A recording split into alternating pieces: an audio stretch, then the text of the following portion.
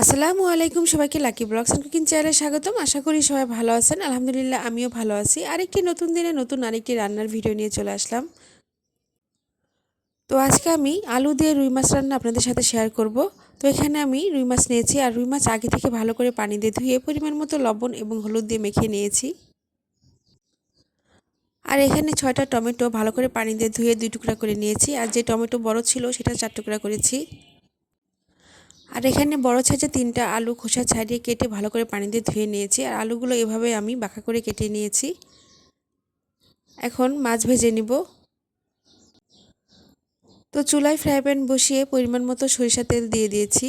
তেল গরম হয়ে গেছে, এখন রুই মাছ দিয়ে দিব। আমার ভিডিও দেখে যদি আপনাদের ভালো লেগে থাকে তাহলে লাইক, কমেন্ট, শেয়ার করে দিবেন, আর অবশ্যই সাবস্ক্রাইব করবেন। তো মাছগুলো উল্টিয়ে দিয়েছি।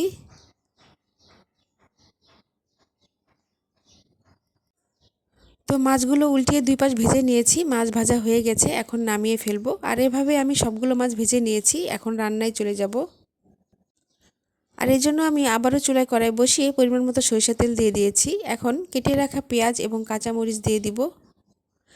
পেঁয়াজটাকে আমি গোল করে একটু মোটা করে কেটে নিয়েছি। পেঁয়াজটাকে কিছুক্ষণ ভেজে নিব।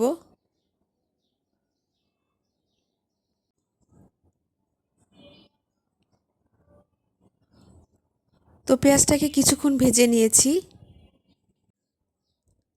এখন পরিমাণ মতো আদা, রসুন, জিরে একসাথে বাটা দিয়ে দিব। পরিমাণ মতো হলুদের গুঁড়া, লাল মরিচের গুঁড়া, ধনিয়ার গুঁড়া, স্বাদ মতো লবণ দিয়ে একটু নেড়েচেড়ে দিব।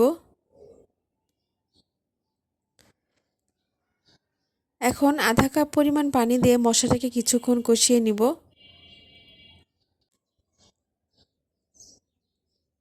যারা আমার চ্যানেলটাকে সাবস্ক্রাইব করে আমার পাশে আছেন তাদেরকে অসংখ্য অসংখ্য ধন্যবাদ। আর যারা এখনও করেন নাই, ভিডিও দেখতে থাকুন, দেখতে দেখতেই ভালো লেগে যাবে। তো মশলা কষানো হয়ে গেছে, এখন কেটে রাখা আলু দিয়ে একটু নেড়ে চেড়ে দিব।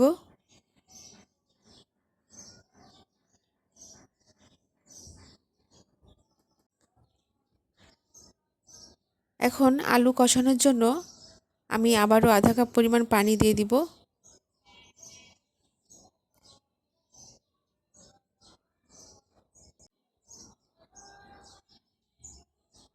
তো আলুগুলো কিছুক্ষণ কষিয়ে নিব।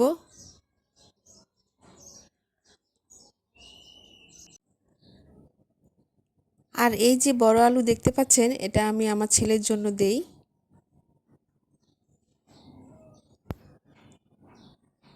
তো আলু কষানো হয়ে গেছে। এখন তরকারিটা সম্পূর্ণ হওয়ার জন্য এবং ঝোলের জন্য পরিমাণ মতো পানি দিয়ে দিব।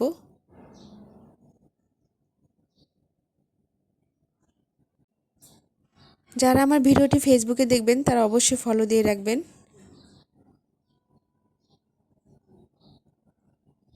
এখন ভেজে রাখা রুই মাছ দিয়ে দিব। প্রথমেই আমি রুই মাছের মাথাটা দিয়ে দিব, তারপরে সবগুলো মাছ দিয়ে দিব একে একে। আমার ফেসবুকের পেজের নাম হচ্ছে লাকি ব্লগস অ্যান্ড কুকিং। তো সবগুলো রুই মাছ আমি দিয়ে দিয়েছি ঝোলের মধ্যে।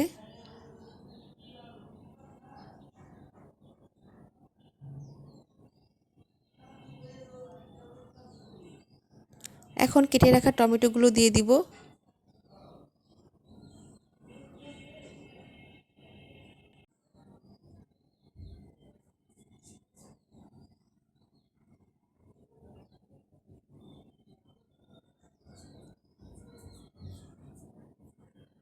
তো সবগুলো টমেটো আমি ঝোলের মধ্যে দিয়ে দিয়েছি।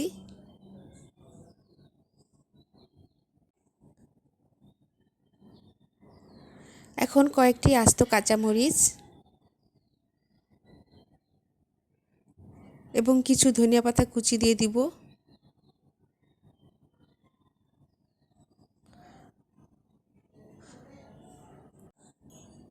যে কোনো মাছের তরকারিতে ধনিয়া পাতা কুচি দিলে খেতে অসাধারণ হয়।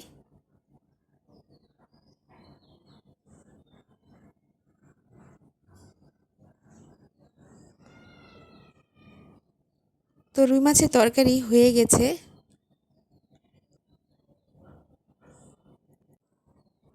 তো আমি এরকমই ঝোল রাখবো। আর তরকারিটা কালারটা কিন্তু সুন্দর হয়েছে।